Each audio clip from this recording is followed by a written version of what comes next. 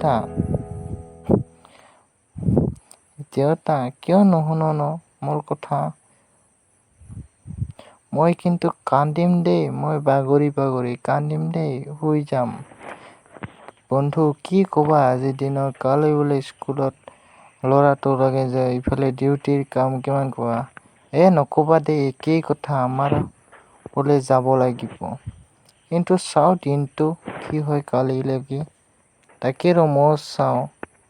কালি কেম্পলৈ যাই চাওঁ এবাৰ কি হৈছে, তাতে যে কালি ছুটি দিয়ে ইফালে যাব পাৰিম, নহ'লেতো যোৱাটো নহ'বই।